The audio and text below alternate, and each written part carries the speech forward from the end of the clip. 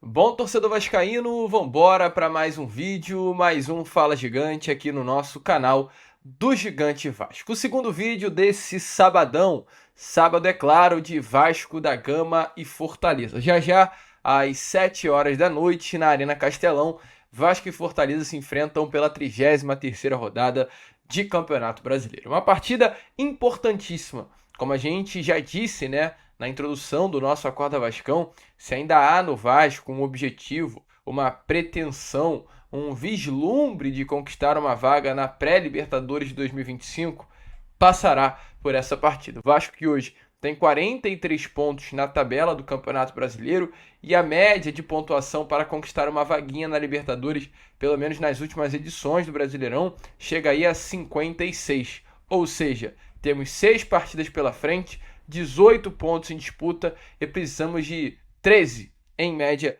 para conseguir essa vaguinha na Libertadores da próxima temporada. Será que o Vasco conseguirá? Não sei, mas eu tenho uma convicção e a pontuação, ou seja, o fato de pontuar hoje em terra nordestina, em terra cearense, será essencial para que esse sonho se mantenha vivo. A gente, é claro, vai falar aqui com vocês sobre isso, né? Trazer aí informações sobre como o nosso Vasco da Gama vai enfrentar a equipe do Fortaleza nessa partida de hoje.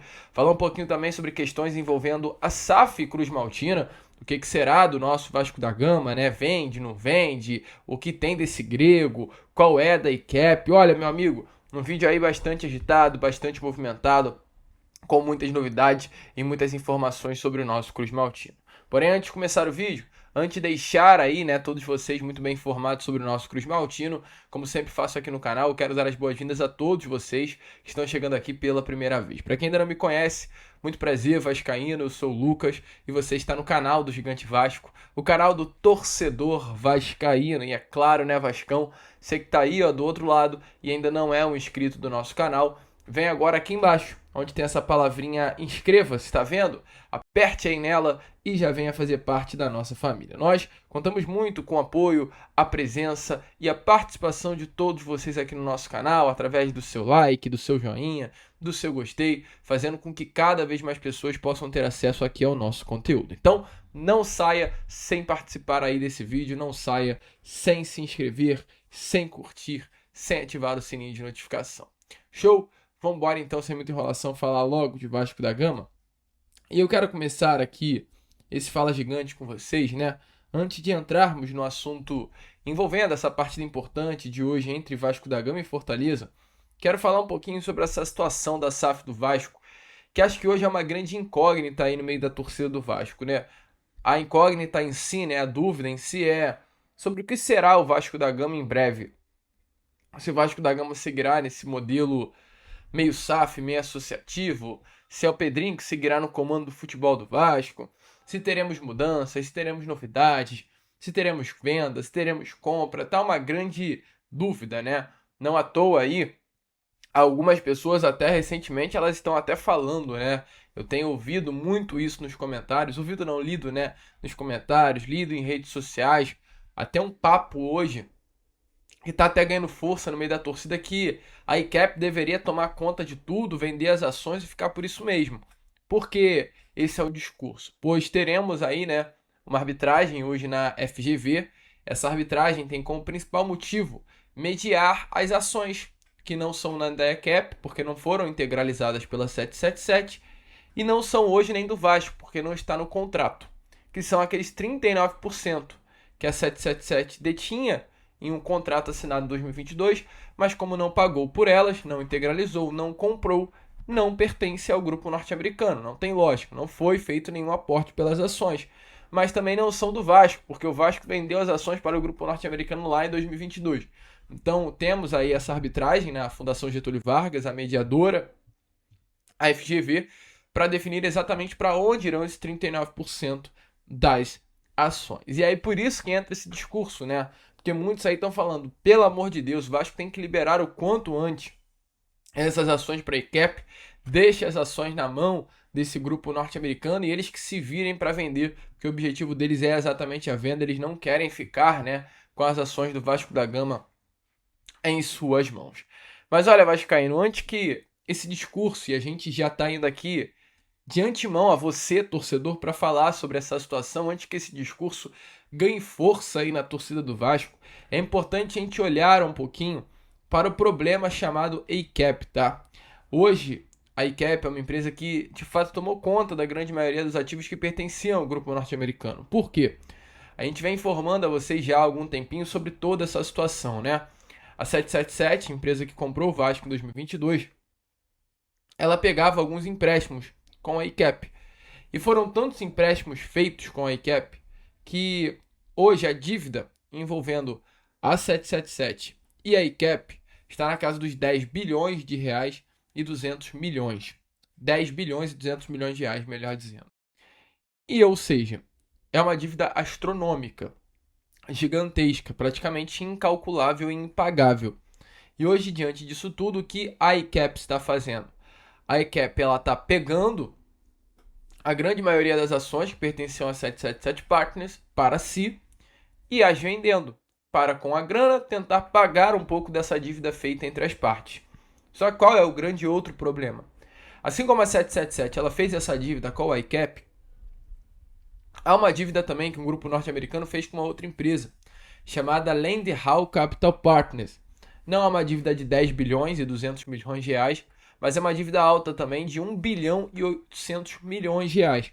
Então qual é a situação? Hoje essa Lendhall Capital Partners ela está assim, cara, a ICAP pegou para si todos os ativos da 777, vai conseguir recuperar um pouquinho do valor que perdeu diante de todos esses empréstimos, e eu, como Lendhall, vou ficar aqui chupando o dedo e não vou ter absolutamente nada. Então, o que a Lendhall fez? A Lendhall Capital Partners foi até a Suprema Corte de Nova York, foi reclamar de toda essa situação, e hoje, Lendhall Capital Partners, junto à Suprema Corte de Nova York, estão juntos, lado a lado, lutando para que alguma das ações que pertencem ao grupo norte-americano fiquem também com a Lendhall Capital Partners. Ou seja, qualquer venda, tudo que a ICAP fizer com relação às suas ações, elas têm que passar antes por um crivo da Lendhall e por um aval da Suprema Corte de Nova York. Então é uma grande complicação, resumidamente, um grande problema. Então, desde já eu te aviso, antes que você ache que é benéfico para o Vasco ter as suas ações na mão da ICAP, não é. Passa longe disso por conta exatamente de todo esse problema judiciário que a ICAP hoje enfrenta em território norte-americano. E se a gente olhar para a ICAP como uma empresa que hoje está gerindo clubes, porque está gerindo os ativos que eram da 777, meu amigo, chega a dar assim pavor, tá? Porque hoje a ICAP gera a Genoa, que é a atual 15ª colocada do campeonato italiano, com um jogo a mais com relação aos outros adversários, tem 10 pontos em 12 jogos e tem assim um histórico bem complicado, né? O histórico da Genoa foi no ano passado ser o 11º colocado, subir após o rebaixamento em 2021-22 já no primeiro ano do grupo norte-americano da 777 Partners. Então assim, o desempenho da Genoa 777 é ruim e o desempenho da Genoa ICAP preocupa. Com relação ao Hertha Berlim, né? Hertha Berlim, e olha que loucura, igual a Genoa, igual ao Vasco, igual também, né, aí a esses dois clubes, o Hertha Berlim foi rebaixado no primeiro ano da 777.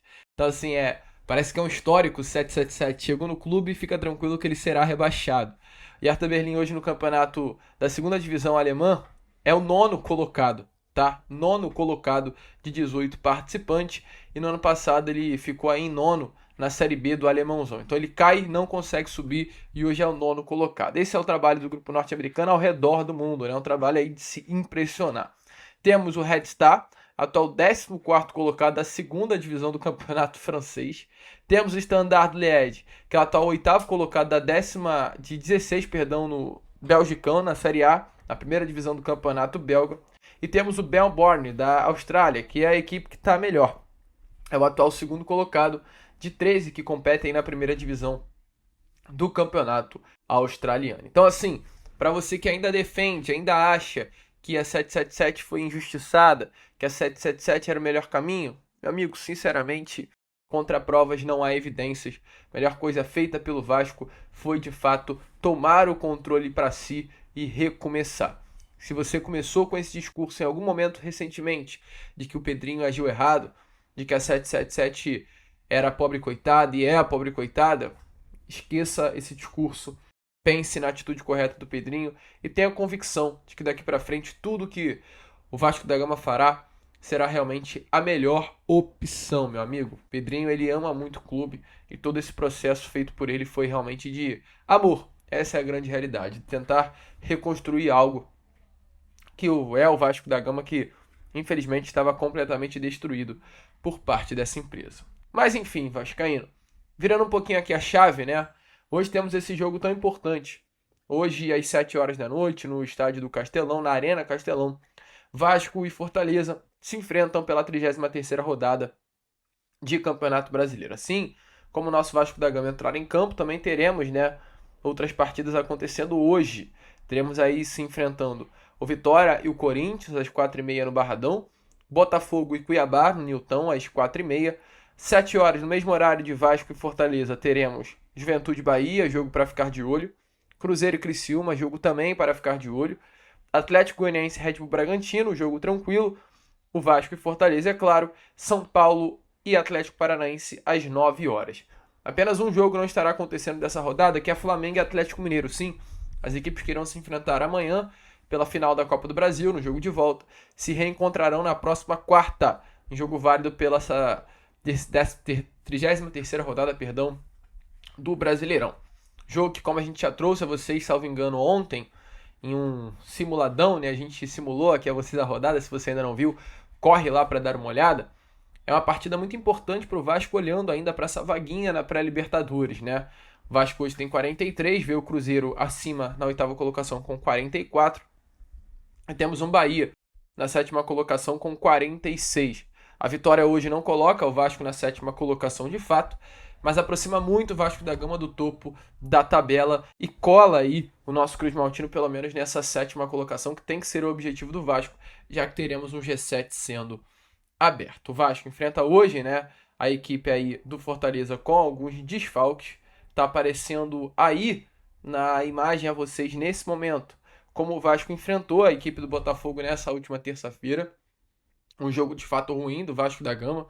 Estratégia montada por Rafael Paiva não funcionou em absolutamente nada, mas mesmo no Vasco, que tinha no gol Léo Jardim, Léo Pelé na esquerda, João Vitor na direita, Piton e PH, Hugo Moura e Matheus Carvalho, Paier, Jean Davi Menezes, Puma e Verratti.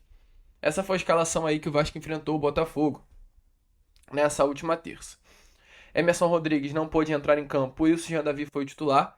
Emerson Rodrigues nem sequer esteve presente na lista de relacionados, foi cortado, né, uma espécie de punição que sofreu por ter faltado o treino desse último domingo, o treino principal que o Vasco fez antes de enfrentar a equipe do Botafogo, então foi cortado, não se viu uma justificativa ok para ele ter faltado o treino, por isso se decidiu, como uma forma de punição, não levar para o jogo contra o Botafogo, mas já está novamente à disposição aí do técnico Rafael Paiva. Paier, que foi titular contra a equipe do Botafogo, nem viajou, né, para o Ceará. Então, Paier é desfalque para esse jogo de hoje. E o João Vitor, titular da zaga, acabou sendo expulso contra o Botafogo. Então, é desfalque também para esse jogo de hoje contra o Fortaleza. Com isso, com a saída do João Vitor, automaticamente, Maicon, God of Saga, entra na vaga dele aqui no sistema defensivo e formará uma dupla ao lado do zagueiro Léo. O zagueiro Léo se mantém, Lucas Piton se mantém, Paulo Henrique se mantém, Matheus Carvalho e Hugo Moura também se mantém aí nessa dupla de meio campo. Porém, como o Paier não viajou, teremos uma mudança. E aí que está a grande dúvida. Um desses dois senhores aqui, ó, entrarão. Vou botar eles inclusive lado a lado aqui, que é Maxime Domingues ou Pablo Galdamez. Há uma dúvida para o técnico Rafael Paiva sobre quem ganhará essa posição no time titular. Coutinho ainda não está 100%. Coutinho desfalcou o Vasco tanto contra a equipe do Botafogo nessa última terça, tanto também contra a equipe do Cuiabá. Então, há uma dúvida, né? Que o Coutinho não está 100%, não tem condições de começar uma partida. E aí o Paiva ele vê o Galdamez, que entrou muito bem contra o Bahia, ou Maxime Domingues pela intensidade que tem e pelo fato de já ter atuado em algum momento na sua carreira como esse camisa 10 em ganhar a vaga nessa posição.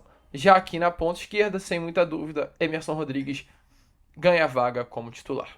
Ou seja, esse é o Vasco para enfrentar aí a equipe do Fortaleza nessa noite de hoje pelo Brasileirão. Léo Jardim, Maicon e Léo, Paulo Henrique e Piton, Hugo Moura e Matheus Carvalho, Maxime Domingues ou Pablo Galdames, Puma Rodrigues, Verratti e Emerson Rodrigues.